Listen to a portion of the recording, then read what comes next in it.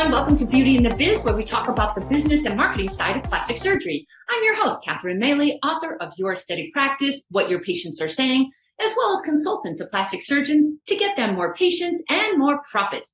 Now, today's special guest is Dr. Lionel Meadows. Now, Dr. Meadows started his medical career actually in OBGYN, and then after 10 years, he turned more towards cosmetic surgery, where he grew his private practice to 2 locations in Beaufort and Commerce, Georgia. Now, most of his surgeries are performed in his own state-of-the-art Triple HC accredited office-based facility. Now, Dr. Meadows is also cosmetic surgery patient safety certified, and that shows his commitment to safety as well as ethical practices. Now, he's an active researcher and educator and speaks at AACS scientific meetings, and he trains at least one surgeon every year through the AACS Fellowship Program. Now, his wife, Catherine, is a nurse and master injector at Meadows Surgical Arts, and we're going to talk more about her because she's very important to this whole scenario. So together, they also founded a nonprofit organization called the Surgical Hope Foundation, and that provides autoplastic surgery to youth, breast surgery for women, and scholarships to local area students entering the medical field. He also volunteers for trips to Ecuador to provide much needed medical care and to assist in rebuilding after the 2016 earthquakes. Now, his next mission trip is to Africa to assist in running a medical clinic, as well as constructing a school for orphaned girls. Dr. Meadows, welcome to Beauty in the Biz. It is a pleasure to have you. Catherine, thank you so much for having me on tonight. I think we're pretty much done. I mean, after that summary of what I do and what I've been doing, hey, it's great. It's Friday evening. Thanks for having me. Sure, you're good to go. I'm looking forward to answering some of your questions. Yes, my perspective is unique in how I wound up in the cosmetic surgery industry. So let's go. Please share that. How do you transition from OBGYN to cosmetic smoothly? Yeah, I get that a lot, particularly when I have fellows interview with me. They're like, okay, how'd you wind up doing this? And, my first snap answer is always, I wasn't really a very good OBGYN, and that really wasn't it. I was incredibly busy. If you look at MGMA numbers, I was in the 95th percentile. And actually, you mentioned my wife earlier. She was given a gift certificate. This was, years ago, to go to Atlanta, the closest city, to get laser hair removal. I didn't think much of it. I was busy working. She comes back and she's like, you need to be offering this to your patients. And I was like, I'm busy. I got plenty going on. No, I don't think so. She's like, okay, let's just try out a few lasers, bring them in, look at them, see. So we did, and we narrowed it down to one laser. And, I was like, how much longer? So she comes to me and she's like, what's it going to take? I said, okay, fine. This was Wednesday evening at home. And I'm thinking, okay, if you can find 10 patients that are willing to get laser hair removal on Friday, pay $100. We're not doing it for free. Pay $100. $100 was prior to our inflation we've had this year, was still real money. So Friday afternoon comes around. It's 5 o'clock. She walks into my office. She put $1,700 on my desk, not 10 that she had found that were willing to pay. And she said, are we done? I said, yeah, I guess so. So it started with laser hair removal and, then a little bit of Botox and filler training.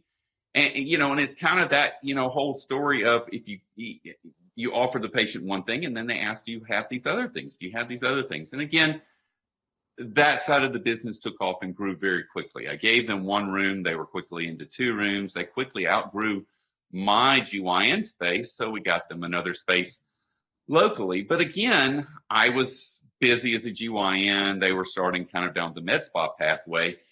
And she had patients that wanted to have surgical procedures. I was not trained in that, but she had experience and had worked for one of the local plastics groups. So she invited them to come in and do consults, which they did, but they got tired of driving. So she came to me and she's like, okay, what's the next step? So I got training with Dr. Pelosi, which you probably know, very well respected in the GYN and also the liposuction world. So I started with just liposuction. Eventually wound up getting breast surgery training with Dr. Bob Jackson in Indianapolis, wound up taking time off, getting licensed in Indiana. And ultimately, little by little, I grew. And in the morning, I would be seeing GYN patients. At lunchtime, I'd be seeing cosmetics at their place. Afternoon, back to GYN. End of the day, back to. So I had a foot in both worlds and was just running myself ragged. I was, and what ultimately made the decision for me was I was actually in a cosmetic case one day, was not on call, and got called to the hospital for an emergency C-section. The guy that was supposed to be there wasn't available. So thankfully, I was kind of able to go and save the day. But I couldn't live with a foot in both worlds like that long term. So I started looking at the American Academy of Cosmetic Surgery fellowships and decided if I'm going to do this, let's give some legitimacy to my training, not, oh, well, you went and you took a weekend course and now you think you know everything. So I did. I shut down the GYN practice, went and spent a year with Dr. English in Little Rock. I know him well. And it's so fun. I just will, many years ago, we were at a ski meeting. And Dr. English gives a great talk on before and after photos. And he did a beautiful book. And his book was about patient transformation. And he was showing great photos. So he would show the photo of the woman without makeup and before surgery. And then afterwards, he would show the photo with her in hair and makeup. And there was this huge debate about that's not fair, that's not right. And he said, and he asked me, do you agree? And I totally agree. He said, women don't walk around as the after without makeup and hair on, So he was showing the real life. This is what they end up looking like. And I just love him. So I'm so glad you got to spend your fellowship with him. He's great. It's so funny. It was probably a decade ago when I was training with him. Mm-hmm. And yes, there was still some heat about, oh, well, he gets his pictures with makeup afterwards. Right. What do you think that whole group would say now as we look at every doctor's got an Instagram page that they take their absolute Sunday best patient and then they doll them up in the perfect outfit or the perfect bathing suit. And that's completely accepted. If you're not doing that, you're not doing a good job of marketing yourself anymore. So it's funny how if something is poo-pooed in the past, then all of a sudden it's completely acceptable today. Right. That's why you have to stay open-minded. You may not agree with it at the moment, but you'll come around. Social media, I thought was the stupidest waste of time in the world. And I have we have to. So anyway, back to you. So how long did you juggle between OBGYN and cosmetic before you're still in it, right? I don't deliver babies anymore. Still do GYN. I lived with a foot in both worlds. We started, the original laser story was around 2004, and it was 2009 when I went to English's. So I really kept a toe in both worlds for that 5-year period of time.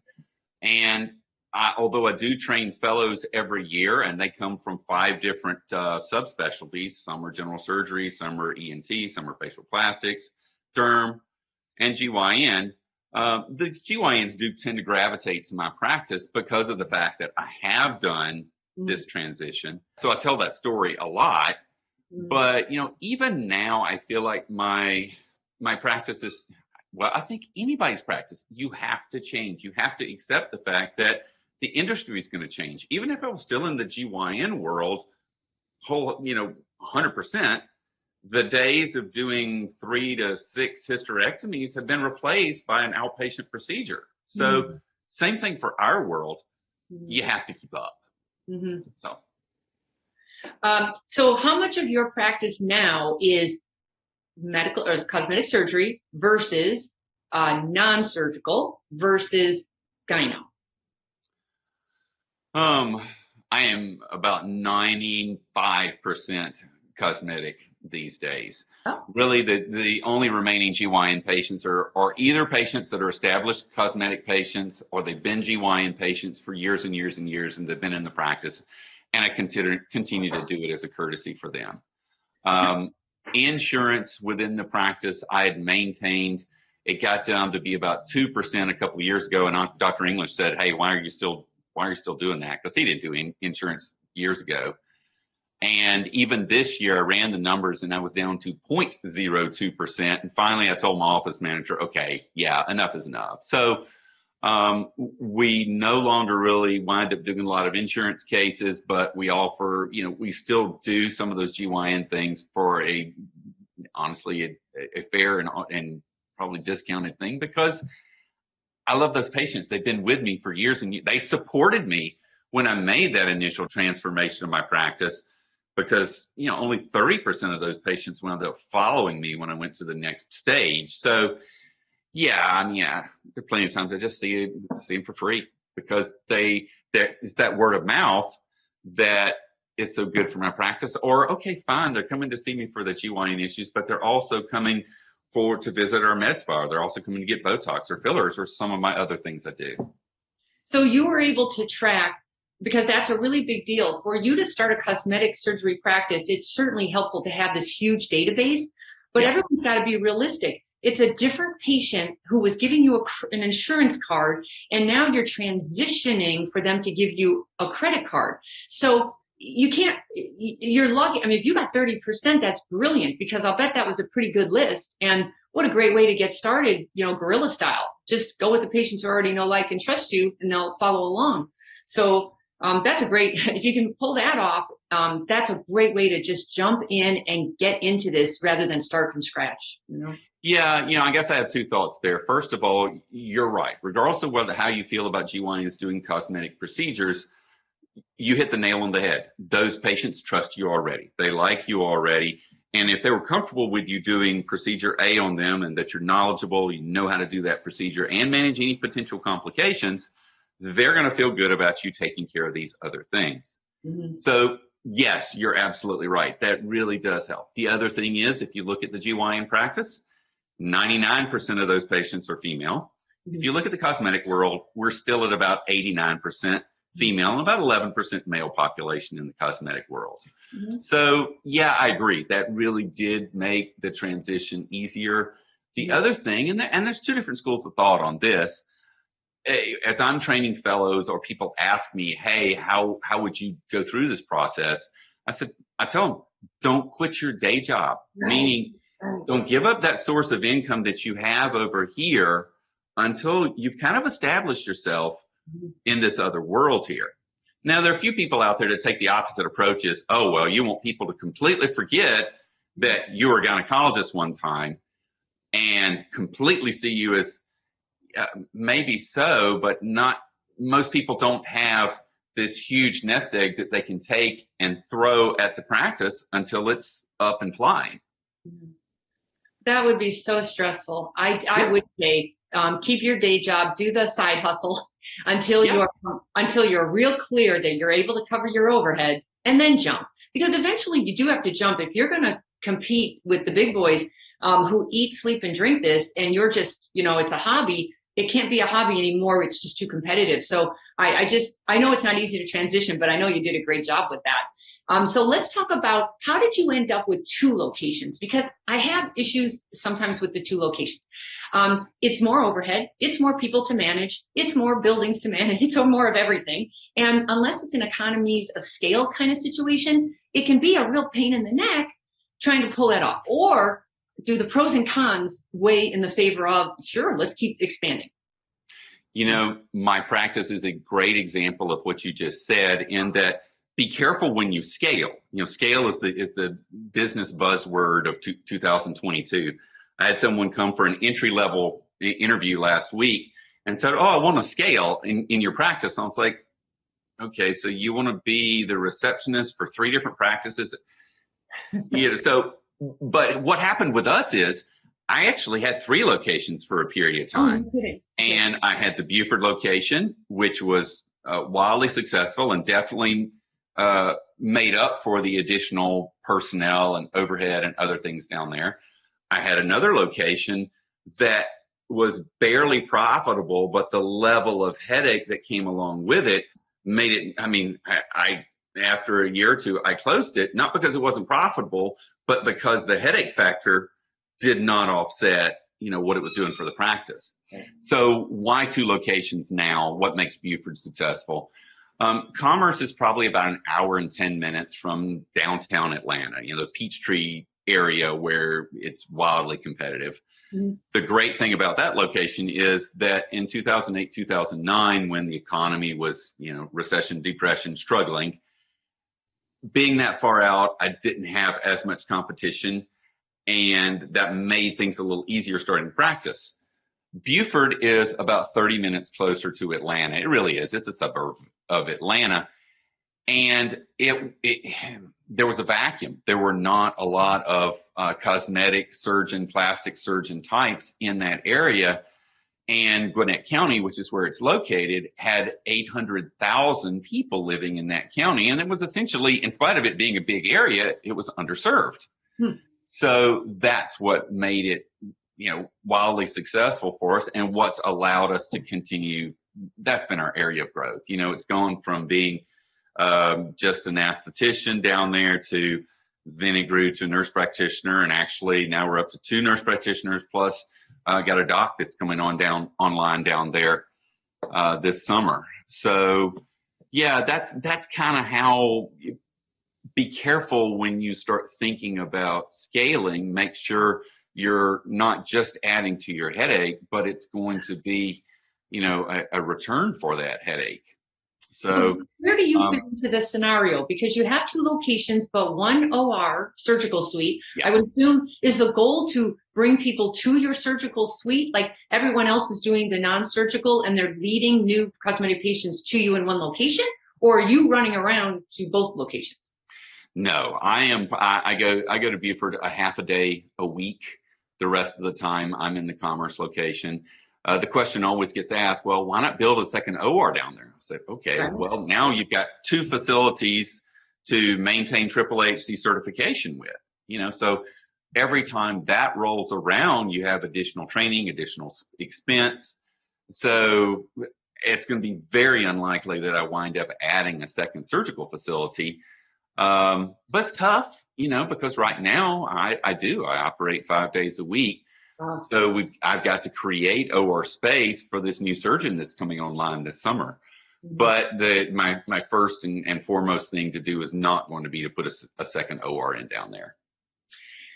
It's just the hassle factor just keeps multiplying when you do, unless you can make sense of it. Now, what I've watched a lot of surgeons do is, because a lot of patients think that they have to go to a city for surgery for like the best work. I don't know where they get that, but it's very common for that. Right. Your best bet is to say, but there's a great, because you're outside the city, you can at least get them to your surgical center. But I think you have to go with price on that one because it's not convenient for them. So, how do you make it palatable for them to do the distance, when they didn't have to? Thankfully, Atlanta traffic helps me a ton because they can come out to me and be there in 30 minutes guaranteed. Versus. Yeah, exactly. I remember when I was in college at Emory, it was a 7-mile drive from me to work at Rich's at Lenox.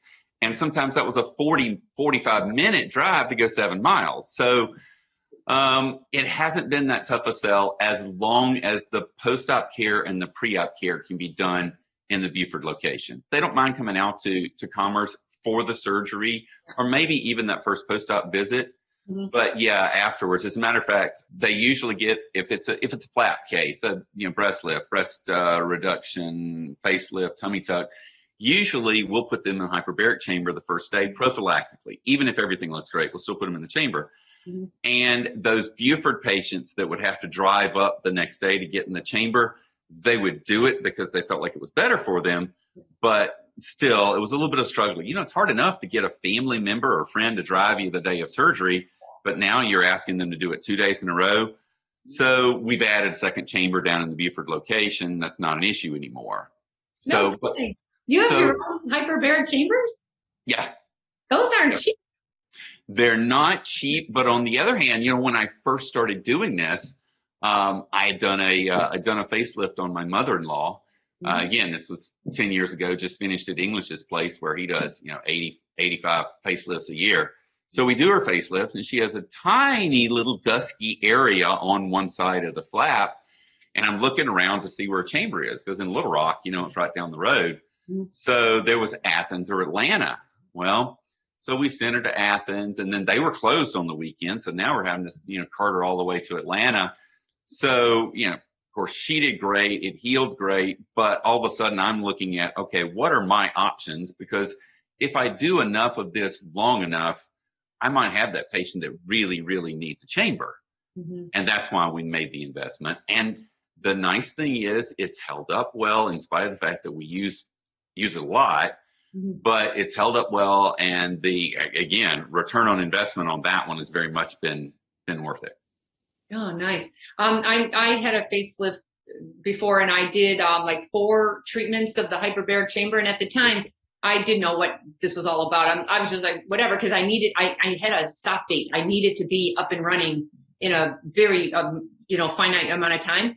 I think it worked beautifully. I was exactly where I needed to be on that day. And I thought, because it just felt good. I felt like I was doing something, and I didn't know anything about it, but it felt, emotionally, I liked it a lot. And I think physically it helped a lot as well. But it's also, I'm always thinking marketing, what a great differentiator for you to offer that service. I know nobody else is offering that. And it just shows and I would make a big deal out of that. It's a package or something. And, all surgeries get this I would somehow market that because it's a good one. So let's just talk about staff for a second, because let me just quickly run you by the staff he has. He's got 2 fellows, a nurse midwife, 2 nurse practitioners, a nurse anesthetist, 6 nurses, ultrasound technologist, nurse injector, scrub tech, 2 MAs, licensed esthetician, office manager, marketing specialist, 6 receptionists, and 2 interns that happen to be his son and daughter, who are absolutely adorable. So that is a lot of people to manage and motivate. And so I would love to hear your tips on hiring, firing, keeping people doing what they're supposed to be doing. Well, what are your staff tips? Well, I think the first thing I need to do is fire those 2 interns, the son and daughter. If they misbehave, okay, they got to go first. They're the first ones off the ship. No, it's funny, as I was looking over notes for this meeting, what is the most challenging thing about any business, but particularly this one? Yep. It's the staffing. And like most, I guess, first of all, you have to recognize the fact that not every employee is going to be motivated the same way. You might have that one patient or that one employee that really is interested in being on an incentive type program, and how many patients can I see to get that carrot? Whereas, I think about some of my other employees that I have, family time.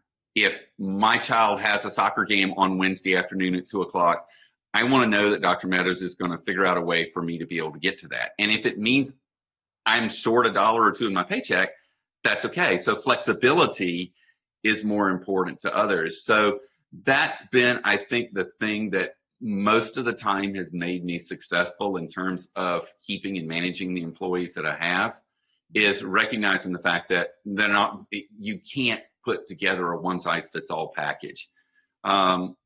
So that's helped. I'm certainly not here to tell you that I made it through last year without some of the same employee turnover that everybody else did. I had some employees, longstanding employees, that between the money they could make with COVID in the hospitals, taking an RN who's usually making in our area $30 to $40 an hour, and she gets paid $100 an hour, that's really hard to compete with.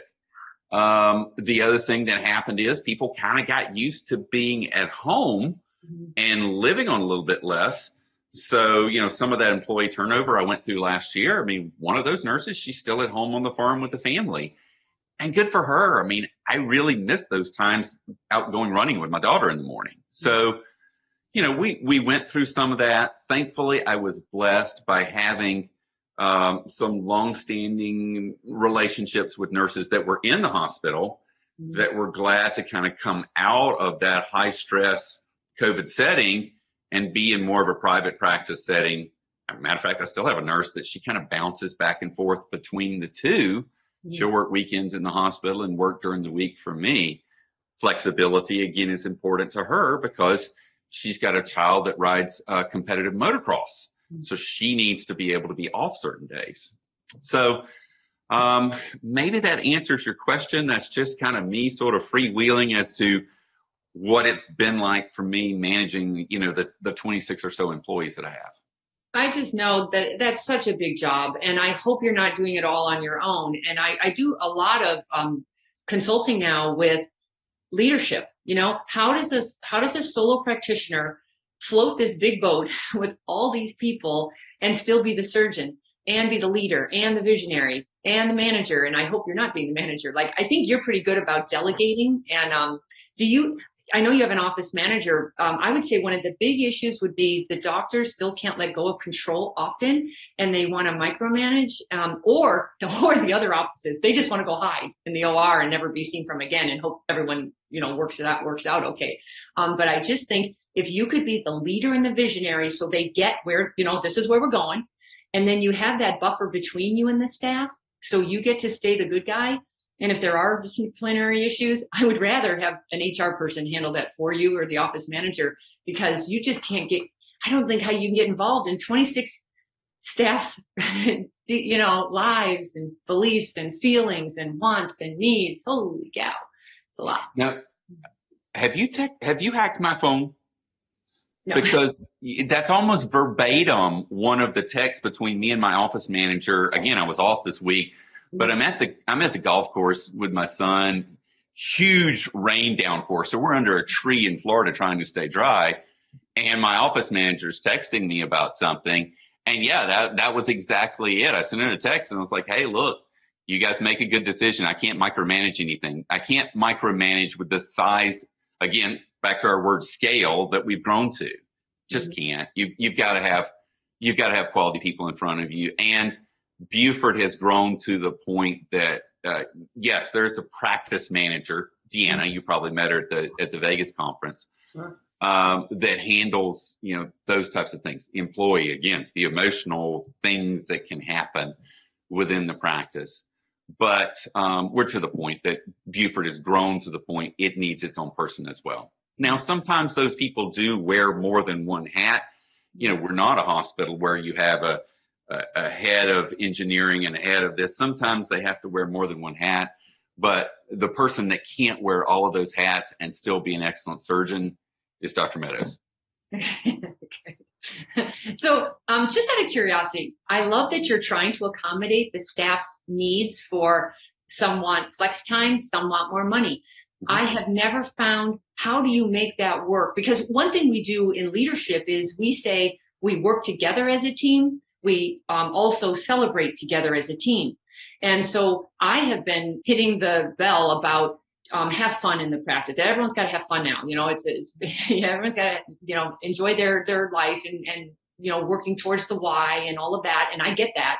But if I'm money motivated, but the girl next to me just wants, Fridays off, does that work out okay? So I'm happy, she's happy, everyone's happy, or does that get complicated? Yeah, well, it's going to get complicated. There's always jealousy when you've got that many employees. Even the one that's money motivated. It's like, well, why does she have Wednesday off? Right. Forgetting look at her numbers and look at your, but we have, first of all, more of a profit sharing deal within the practice, which means that if we're all successful or the practice is successful, then we see it in our paycheck, once a month as an additional bonus. So there is that, meaning that we're all in this together.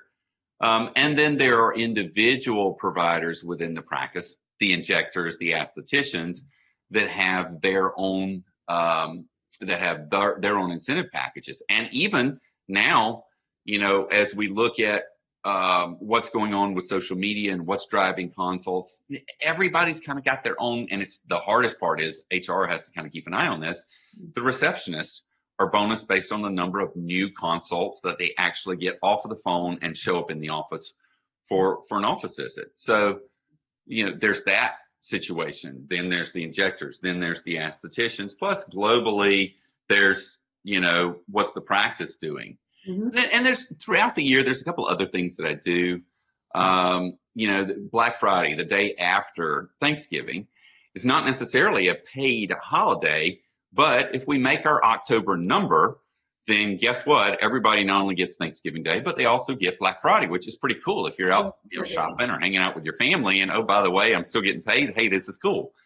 So we do that. The other thing is you saw me in Vegas with, what did I have? 9 or A lot of people. Yeah, a You had more crowd. than 9. I want to thank you for your foresight on doing that. It seems like it's a huge expense to ship all those people out there. They were at the meeting. He had all his staff, or a big majority of his staff there. They were lovely. They were engaged. I'll bet you get a lot out of that for months to come in terms of loyalty, productivity, them feeling like part of the practice. There's 2 things that usually happen with that. First of all, it's cool for them to come out there, go to these lectures and to hear your lecture, even though it's been a while since you were in my practice, helping us out. Needs to happen again soon.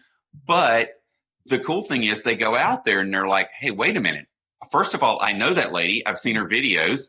Next, hey, we're already doing that. So there's a little bit of affirmation of, hey, the guy I work for kind of does know what he's talking about and what's going on.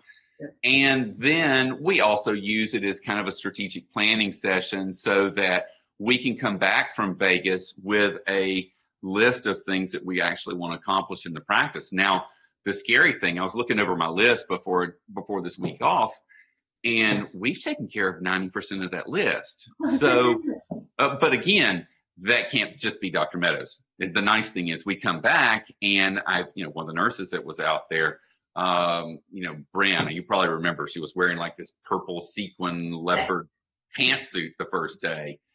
Bren comes back and she brings the OR nursing stuff back, and it's making my OR better. Deanna comes back. She's making practice management and personnel better. So, the answer is yes, it costs money to go out there, but my experience has been it's well worth it to the point that, first of all, why did we take that many? We had to make our number for the end of the year to be able to do that. Mm-hmm. But it's to the point that I'm probably going to take most of the rest of the crowd to I think it's the aesthetics show that comes up in July. Sure. In Vegas. So, same idea. I've been wanting to go to that conference for years. It was worthwhile.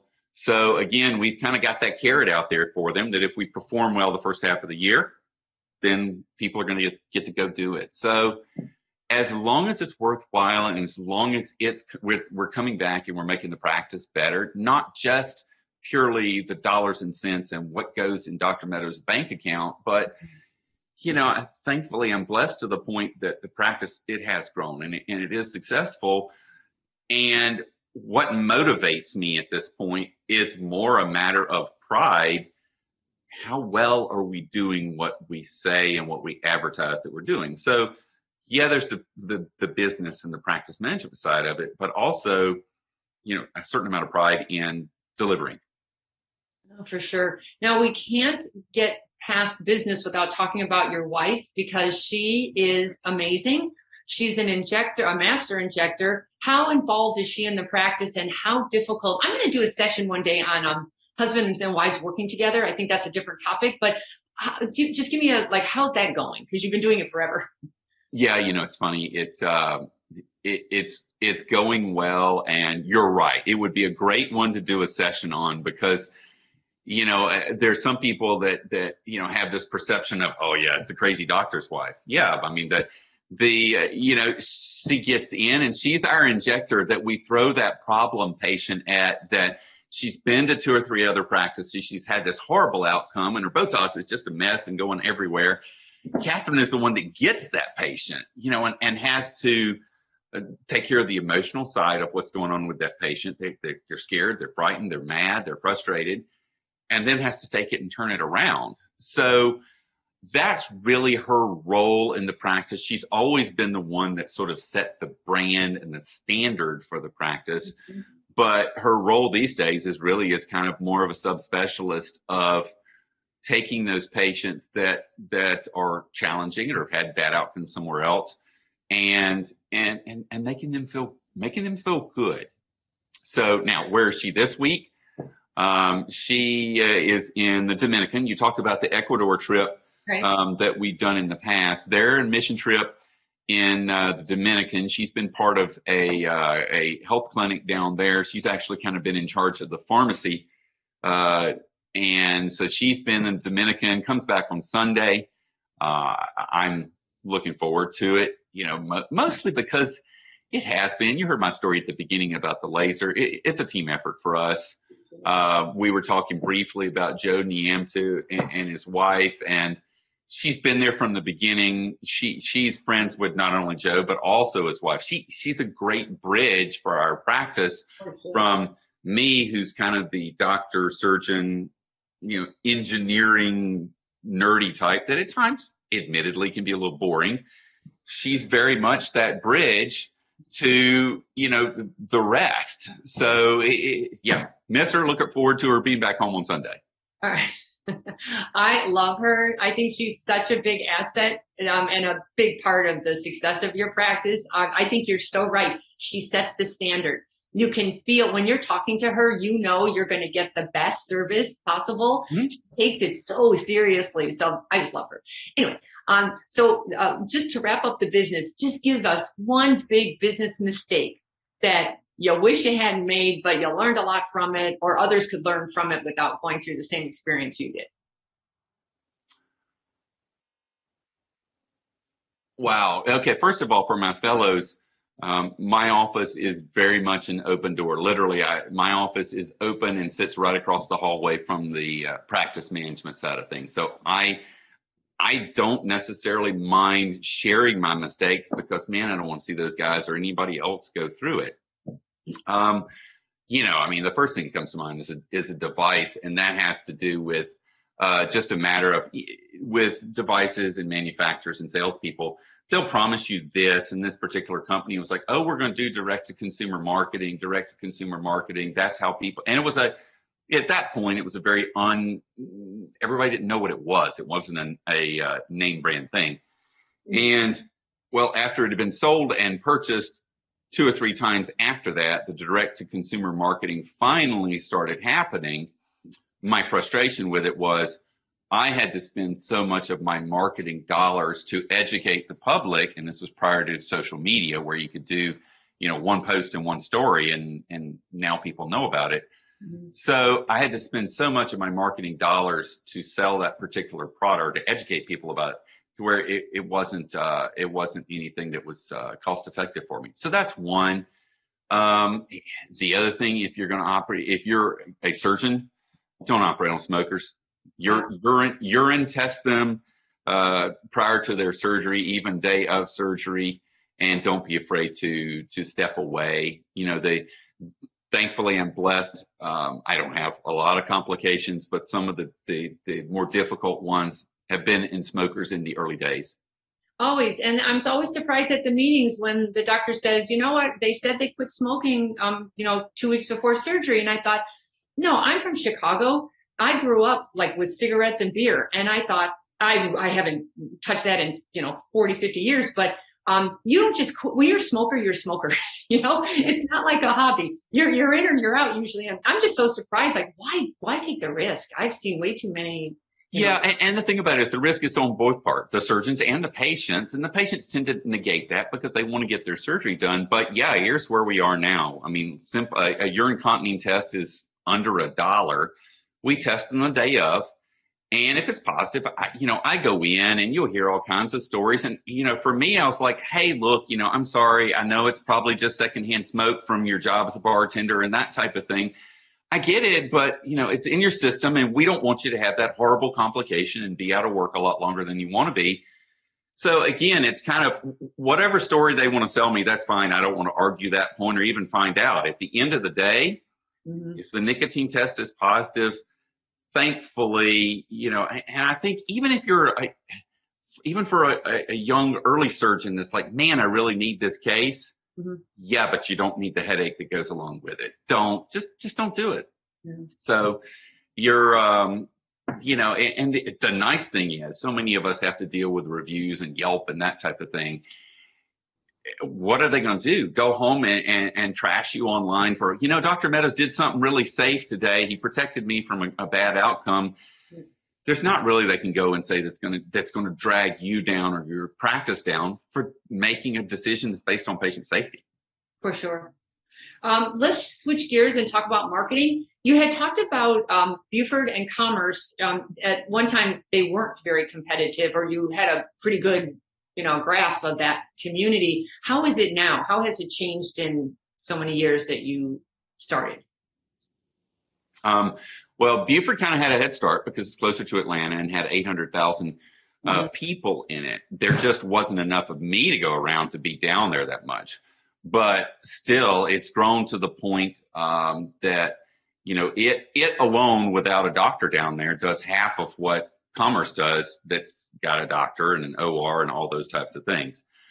Commerce itself has grown because of the fact that, they just dropped a big battery plant in the area that's making batteries for all of these electric vehicles. Oh, no kidding. Nice. So Commerce is growing by leaps and bounds. And so, that's, again, it's the big city kind of making its way out closer and closer to us. In terms of competition, because of the internet, because of social media, even though my competition might be in Athens, 22 miles away, or in the Buford location, same thing, probably 12 to 15 miles away, social media allows those people to market and reach out, into my areas. So again, you mentioned the idea of, okay, fine, differentiate yourself with the hyperbaric chamber. What do you do that's different? And I think you 100% have to do that. You have to differentiate yourself. And for me, it's about, I guess, quality and reliability, knowing that I'm going to go to Meadows and know he might not be perfect, but his complication rate is going to be really, really low. So just like you were saying earlier, you had a facial procedure done.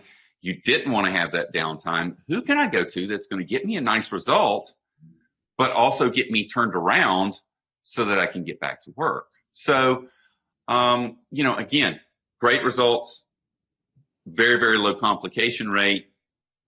That's kind of what we're about in our practice. So for you, you're talking about marketing, like you're talking about social media. Has that been the main marketing channel, or are you still like, what do you do now that's working? Because Facebook advertising all of that has taken a real hit because of the privacy laws. And I don't know, anybody who's trying to do that right now, they've taken away your ability to target specific audiences that you used to be able to target. So it's become more like this crapshoot, like TV advertising, where you just pay a fortune, throw it all out there, and then hope to God it gets in front of people who actually are interested in cosmetic rejuvenation. So have your marketing channels changed, or what's working for you? Well, I mean, you and I have done this long enough to where there was the days of marketing in the yellow pages, and the glossy magazines that were on the coffee table and those types of things. That's all gone. None of us do that anymore. But yes, Facebook has changed. I look at it this way because, you're right. You used to be able to boost your ads and boost your post on Facebook, and you were able to be very selective in terms of where they went and that type of thing. We still do some boosting, but in general, it's kind of more of a layered effect, back to the idea that it used to be with marketing. But I also look at, and I hate to generalize, but it's true. I recognize the fact that my Instagram population is probably a little bit younger than my Facebook group. Mm-hmm. A lot of times, like, my son's a great example. He's 20 years old, and he has a Facebook account only because there's certain people, older people, teachers, that want to communicate with him through that venue. Oh, okay. So I guess as we're thinking through, okay, how are we going to market? Where are we going with this? If you're looking at social media, then if it's a breast augmentation ad, it's probably more likely to go to Instagram.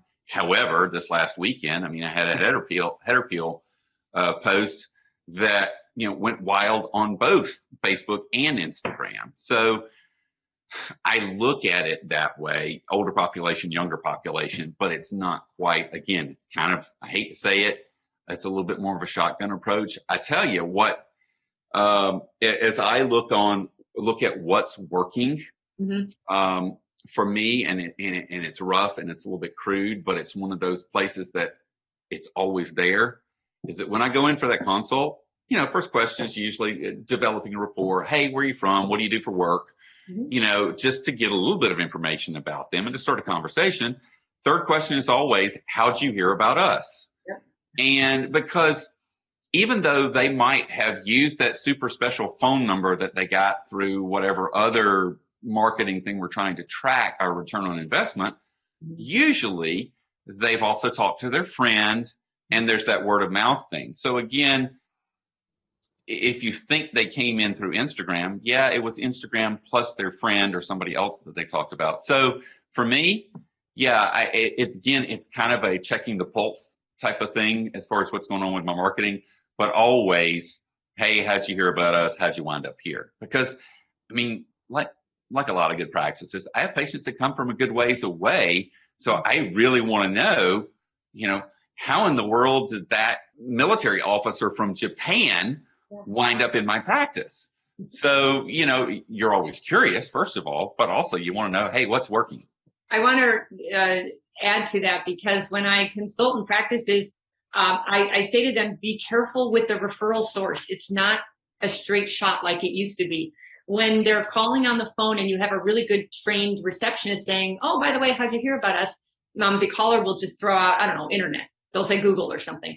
And then when they come in the practice and they start to get to know people, the answer changes. And then they say, well, actually, I was talking to a girlfriend and she told me about you, and she wanted me to check out your Instagram. So then they go to your Instagram and then they get to your webpage. So it's not that straight A to B anymore. It's much more of an A, B, C, D. So I would just, caution everybody to be careful with that answer, because it's subject to change, as they say. It's interesting. I'm guilty as charged. I mean, this last weekend when my son and I went, down to enjoy the weather in Florida, checking in, going through the check boxes there. Hey, how'd you hear about the hotel? Well, it was the fourth or fifth question, and I was like, hey, I just want to check in. So, I just clicked internet. Yep.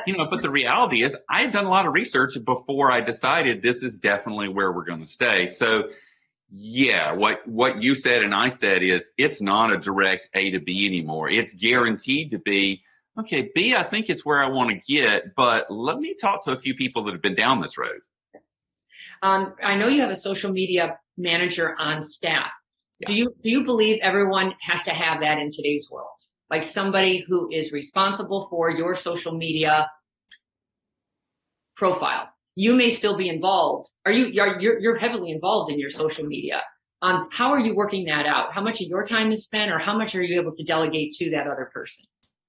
The daily post I usually see in the morning when I get up in the morning, but in terms of always being involved. Now, on the other hand, if I go in a room for a post-op visit and I have a phenomenal outcome, or I see a patient that's known to me that she's posting her great picture, she's so proud of what's going on, then at that point, I'll go to my marketing, my social media person and say, hey, look, you need to reach out to Sally. She loves her results. She looks phenomenal. Reach out to her, see if she's willing to be an influencer for us. My involvement is more of a kind of keeping an eye on it. But, again, this is kind of where Catherine comes in, because I said earlier, she's the brand, she sets the standard for the practice. And if for some reason the social media is venturing outside of what we represent and what we're about, that's usually a text that's going to go direct to social media. It's going to bypass me, and it just happens. So the first question you ask is, do you have to have a social media person in this day and age? And the answer, my answer is 100% yes. You really do. It's in our 24/7 world that we have these days, and yes, you really do. You got to have that person. And literally, I'm to the point now. I have a Buford person and I have a commerce person. Now, the commerce person is kind of more the overseer for the entire practice, but I got one for both, because in Buford, they might have a great lip filler result, or same thing. There might be a great post-op result that came in down there that I didn't personally lay my eyes on, but they're catching it and they're going to somebody that boots on the ground there and saying, hey, look, come talk to this girl. Let's get pictures. So my answer is yes. Mm-hmm. I know when I talked to Dr. Joe Nyam too, if you go to his website, he has thousands of photos, and they're really good. And a lot of, practices say to me, oh, my patients won't agree to that. And I said, well, then how is he able to do it? And I'll tell you what the secret is. When the patient, it's the timing. When the patient is gushing and happy, he is involved because he actually does the photos himself because he knows how important they are. He actually takes the photos himself and then literally says, hey, do you mind if I use these in our marketing? And then he says, like, a third will say no, a third will say, okay, but not my eyes, or something like that. And then the other third says, sure, absolutely. That's how you do it, anyway. So. Yeah, I agree with you. It's kind of that gushing moment. Now that, every now and then I'm taking notes as we're kind of going through these things, because I know there's these little pearls and things that come from Catherine. Oh. And one of them is the fact that Joe takes those photos himself, because photos in the practice are one of those things that they kind of ebb and flow. You'll have a training session, you'll get everybody up to snuff, and then either the quality falls off a little bit, or you have a little bit of turnover, and all of a sudden you got to train pictures again. Yep. And even though we've got literally a book that says right beside the computer, these are the way we want these pictures to look. Again, if you're taking them yourself, and you can't, there's no way you can take every picture in the practice yourself. But yeah, if you've got that patient that hey, this is somebody that I'm hoping that they're willing to let us use their pictures. Yep. Yeah, if they see that you care enough about that quality that you're willing to stand there yourself and do it, yeah.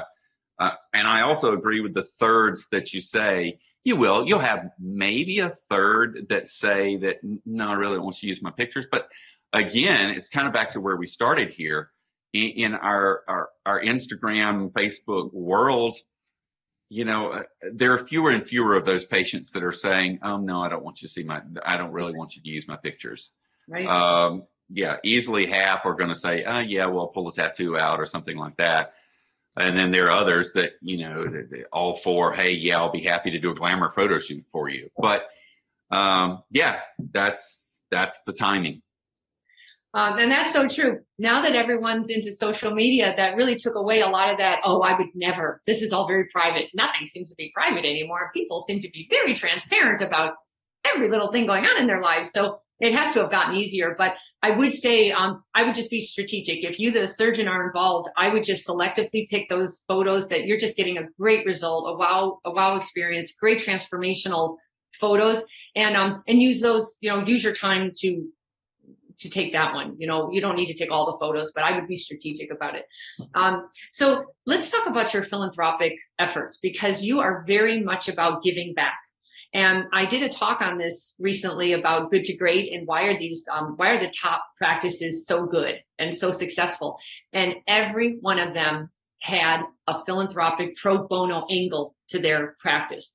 And I know for a fact from that book, Simon Simeon or Simak or whatever, it's all about the why. I know your staff is watching that. You're not money hungry capitalist, like you're showing that you care about the community and your fellow man, and you give back your time too, not just money, you're giving time. Can you talk about your efforts and how that impacts you as well as your staff and your patients? It started first of all with wanting to do some surgery when we could. And again, the practice was much, much smaller. And we did this right after we came out of fellowship. So back then we gave away a whopping one scholarship for $1,000. But, this year, and I like this time of year because literally on Monday when I get back, we'll start splitting up the scholarship applications to go through those and start, looking at, okay, who's going to be our scholarship winners? This year it's probably going to be closer to $20,000-$25,000 that we'll give away just in scholarships. So this is a fun time of year. Again, back to, I can't micromanage this. I mean, we're looking at 5 different high schools I think it's 5, it might be 6 this year, that are going to have kids getting scholarships. And that means we've got applications from those 5 or 6 different schools. Those had to get split up. They got split up about 3 years ago. And again, the staff enjoys doing that. They enjoy sitting down, and it takes them a little bit of time, but again, I've yet to have a staff member say, hey, no, I'm not going to, because it's a little old school, but we still have them write an essay. Yep. Because a lot of these kids are great. A lot of these kids have really good grades. There's got to be some differentiator, and a lot of times it is the essay. In terms of otherwise, the staff has gotten involved on both ends of it. We take, yes, I have patients that have been willing to donate. I have staff members that have been willing to donate. And for us, it started with, hey, you asked about GYN. Every single dollar that comes into the practice these days that's from a hormone-related GYN issue just goes straight into the Surgical Hope account.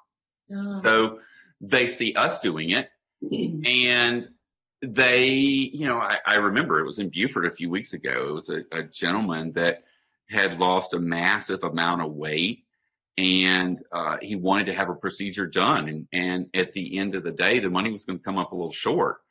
And, my OR schedule coordinator, she's like, hey, look, what do you think about, I know we usually do otoplasties, but what do you think about doing, this procedure for this guy? So it's fun. If you ask, it's one of the things I enjoy about the practice. And again, I'm proud of the fact that we're busy and we're successful, and we grew, 15, 18, 21%, over the last couple of years. But, again, it's the feeling not only that you get from that patient, but also from the staff as well when they see something like this going on. So, yeah, it's one of the fun sides of what we do. Good for you. And are you going to go to Africa? Africa was when was that? Africa was a year or so ago, and things were still too tight to be able to do that from the COVID standpoint. More importantly, it was not so much getting there, but it was going to be coming back. So it was a little tight. Wow. Yeah, it's on my list, but I'm not like the top priority right now. I'd rather everything settle down a lot, but I love travel. It's just so interesting, so mind opening, So tell me, how did you learn to do what you're doing? Because you have a beautiful family, a beautiful practice, great team that loves you. You can see it when I saw all of you in Vegas. They respect you, and you have kids that are just lovely. How are you doing that? How are you pulling that together? Are you reading, studying, role modeling? What's going on? It's funny. It's funny you asked that question because, my son's gotten old enough to where he's at least interested in what's going on in the practice. And we were having a conversation January 1st, usually, at the beginning of the year, hey, what do I want to accomplish with the practice?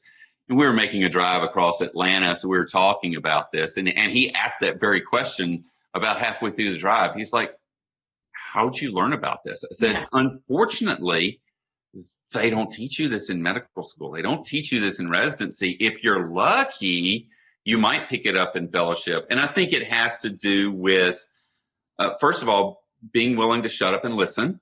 I mean, there are smart people like you. You're in practices like mine all the time that you see that are successful and not successful. So again, kind of shut up and listen to the people that have knowledge that are willing to share. I think also kind of having a mentor type of system out there. Dr. English and I are very different people, but on the other hand, as I look at his practice is successful, he gives back to the community. He's well respected by his staff. So, it is very much a matter of learning from others around me, also making mistakes from time to time, and being willing to acknowledge the fact that, man, I made a mistake. I sure don't want to do that one again. So I wish I could tell you, hey, I definitely read, this one book and it taught me everything that I need to know about running a medical cosmetic practice. But I think that, for me, it's been a matter of going to, this is not a sales pitch for you and what you do, but the reality is when we, years ago, back in the old days of CD disc, we wound up going down the Catherine Maley pathway. it made a huge difference, not so much in the closure rate for surgery, but getting those patients in the door and willing to come and have a conversation with us. Our closure rate's always been pretty good, but yeah, I mean, for me, I'm not the first adopter, but on the other hand, I'm not afraid to invest in my employees. If that means investing via Catherine Maley or investing in going to a trip to Vegas, I'm okay with that. I've got a nurse right now that's wanting to work on getting her AORN certification. It's going to cost me a little bit of money to help her out with that, but she feels good about what the practice is doing. It makes us better. I added a Spanish-speaking receptionist several years ago that wanted to get her translation certification. I didn't even know there was such a thing, but as I see the difference in having her in the room translating and some of my other Spanish-speaking people, guess what? We've reached out to the other two and got them working on their certification as well. So, yeah, for me, spending the money investing in my employees, if you ask about, hey, what mistakes have you made? Usually investing in the employees has been a win for me. Mm-hmm. I completely agree. Investing in people who can make you money and make your life easier just really is common sense. You just have to get past that part about you're losing money. You're not losing money. You're gaining productivity and all the other good things. You have to switch that mindset about that. So to wrap it up, give us one thing that we don't know about you that would be pretty interesting to know. It's interesting as I was kind of, turning the lights on, getting everything set up here. Guitar is pushed underneath over there. I was going to set it up on the stand. Dr. Meadows likes bluegrass, which, nice. as you think about the aesthetic and all of that type of thing, you don't exactly think of bluegrass and picking and drumming. But yeah, I absolutely love bluegrass. I do play guitar, and typically Saturday nights, not far from where we live, there's a little bluegrass jam every Saturday night that is my idea of a good time. Good for you. Did you want to go grab it and give us a little sampling? Oh, no way. Not playing tonight. No, you've got you got me hungry at this point. You've had me working. So I'm thinking pizza and winding down for the evening. Oh my God, that sounds great. And it's only Friday. You only play on Saturday. So we're a day early. All right. No problem. So if somebody wanted to get a hold of you just to, tap in or see, have any more questions for you, how would they reach you? I have no problem with them reaching out to me directly via email. Honestly, every email that goes to the website comes directly to me right now. I usually turn around and filter those to where they need to go. But here, meadowsmd@gmail.com. Send me an email. I do not mind one bit. You're going to get a certain amount of honesty. Again, you're going to get the I don't mind saying, man, don't do that. It's a bad idea. I did it one time. So I don't really, I don't mind telling others about my mistakes and encouraging them to, hey, here's the reason why I don't think you should do that.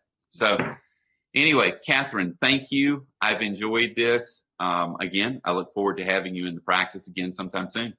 Absolutely. Thank you so much for your time. And that's going to wrap it up for us at Beauty and the Biz. So if you enjoyed that, would you please head over to iTunes and give us a review or subscribe to Beauty and the Biz? And if you've got any questions for me or some feedback, you can go ahead and leave them at my website, which is CatherineMaley.com, or you can certainly DM me on Instagram at Catherine Maley MBA. Thanks so much, and we'll talk again soon.